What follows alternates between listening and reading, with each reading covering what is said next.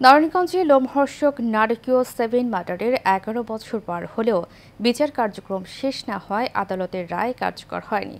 লোমহর্ষক এই ঘটনায় 3-4 বছরের মাথায় জজ কোর্ট এবং হাইকোর্টের রায়ে কিছুটা আশার আলো দেখলেও গত 8 বছরে আর এগোয়নি বিচার কার্য।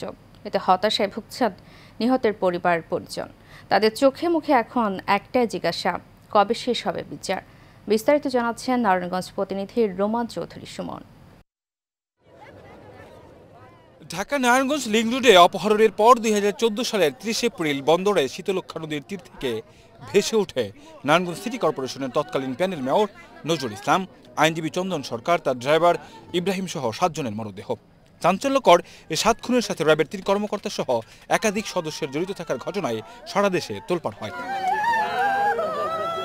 এই ঘটনায় 2টি মামলার বাদী হন নিহত নজরুল ইসলামের স্ত্রী সেলিনা ইসলাম বিউটি এবং চন্দন সরকারের মেয়ের জামাতা বিজয় কুমার পাল। 2017 সালের নারায়ণগঞ্জ জেলা ও দারা জজ আদালত সাবেক কাউন্সিলর নূর হোসেন, র্যাব 11 এর তৎকালীন অধিনায়ক তারেক সাঈদ, অপর 2 কর্মকর্তা major Arif, lieutenant commander Rana সহ 26 জনের মৃত্যুদণ্ডাদেশ দেন। 2018 সালের আগস্টে হাইকোর্ট 15 আসামির মৃত্যুদণ্ড বহাল রেখে বাকিদের বিভিন্ন মেয়াদে কারাদণ্ড দেন। রায়ের পর আসামিরা আপিল করলেও তা এখনও নিষ্পত্তি হয়নি। বিচারের এই দীর্ঘসূত্রিতা নিয়ে ক্ষোভ প্রকাশ করেছেন ক্ষতিগ্রস্তরা। আমি আমার বাবাকে দেখি নাই, আমি আমার বাবার আদর স্নেহ পাই নাই। কান্না করা ছাড়া আর আল্লাহকে ডাকা ছাড়া কোনো কিছু নাই। পুতই শেষ হয়ে গেছে গা, মাটির লগে মিশা গেছে গা, বিচার পাইনি। হয়তো আমরা দেখে যেতে পারবো কিনা সেটাও আমাদের মনের ভিতর সন্দেহ তারা করছে।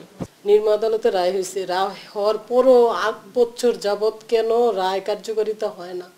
আলোচিত এই মামলাটি নিয়ে বিগত সরকার অবহেলা করেছে বলে অভিযোগ বাদীপক্ষের আইনজীবীর। তবে বর্তমানে মামলাটি দ্রুত নিষ্পত্তির লক্ষ্যে কাজ চলছে বলে জানালেন সরকারি কৌশলী। দ্রুত আপিলেট ডিভিশনে এই মামলাগুলো নিষ্পত্তি করে এই নিহতদের পরিবারগুলি রয়েছে তাদের যে চাওয়া সেই এবং জনগণের যে চাওয়া সেটা ওই আসামিদের শাস্তির রায় কার্যকরের মাধ্যমে সেটা এই বর্তমান সরকার সেটা বাস্তবায়ন করবে, সেটাই আমাদের প্রত্যাশা। এবং রাষ্ট্র থেকে আমাদের যে বিষয়টা, আইন মন্ত্রণালয় থেকে যে বিষয়টা বারবার আমাদেরকে এনশিওর করা হচ্ছে, এই মামলা যারা আসামি পক্ষ তারা কখনোই কোনো রকম অ্যাডভান্টেজ নিতে পারবে না।